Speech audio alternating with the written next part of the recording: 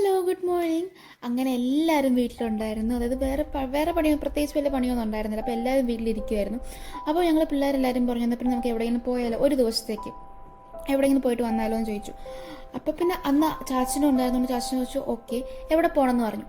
അപ്പോൾ ഞങ്ങൾ പറഞ്ഞത് പിന്നെ ഇലവിട പുഞ്ചിറ എന്ന് പറഞ്ഞാൽ കേട്ടിട്ടുണ്ട്, നമുക്ക് അവിടെ പോകാമെന്ന് പറഞ്ഞു. അപ്പോൾ അമ്മയ്ക്ക് ആ സ്ഥലം അറിയായിരുന്നു.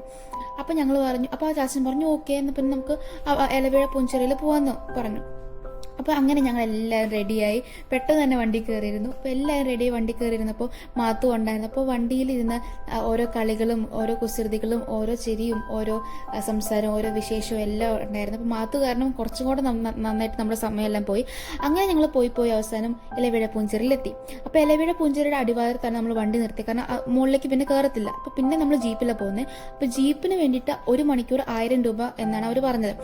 ഓക്കെ എന്ന് പറഞ്ഞാൽ ഞങ്ങളെല്ലാവരും ജീപ്പിൽ കയറി. അപ്പോൾ അവർ പറഞ്ഞു ആദ്യം നമ്മളെ കൊണ്ടുപോകുന്നത് മുനിയൻ്റെ ഗുഹ എന്ന് പറഞ്ഞൊരു സ്ഥലമാണ്. അപ്പോൾ അങ്ങോട്ട് ആദ്യം നമ്മളെ കൊണ്ടുപോകാം.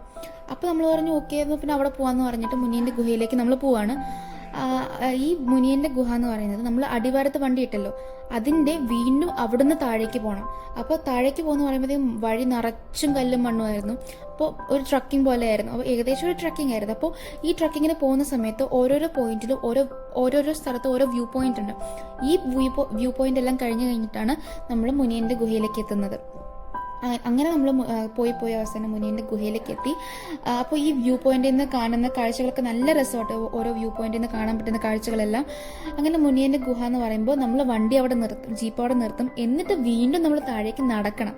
അങ്ങനെ ഏകദേശം ഒരു മല ഇറങ്ങുന്ന പോലെ തന്നെ. അപ്പം നമ്മൾ മുനിയൻ്റെ ഗുഹയിലേക്ക് എത്തി. അപ്പോൾ അതെന്ന് പറയുന്ന ഒരു കുഞ്ഞൊരു ഗുഹയാണ്, അതിനകത്തേക്ക് ഒത്തിരി കയറിപ്പോകാനുണ്ട്.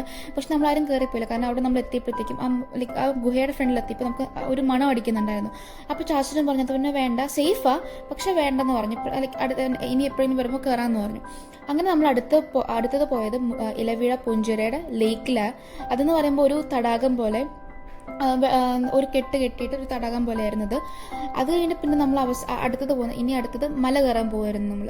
അപ്പോൾ മല കയറുന്ന പറയുമ്പോൾ, ഈ മല എന്ന് പറയുമ്പോൾ നല്ല പൊക്കമുണ്ട്, അതായത് ആകാശമുട്ടോളം പൊക്കമുള്ളൊരു മലയാണ്.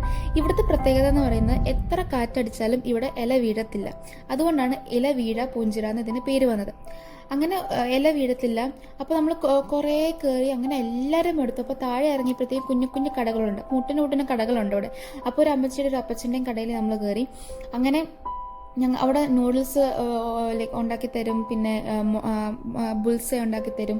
അങ്ങനെ നമ്മളെല്ലാവരും അവിടെ നിന്ന് കയറി കഴിച്ചിട്ട് പോകുന്നു. അപ്പോൾ അവിടെ നിന്ന് മുഖം കഴുകി നല്ല വെള്ളമായിരുന്നു, അതായത് പാറയിൽ നിന്ന് വരുന്ന വെള്ളമായിരുന്നു. അപ്പോൾ നല്ല തണുപ്പും ഉണ്ടായിരുന്നു.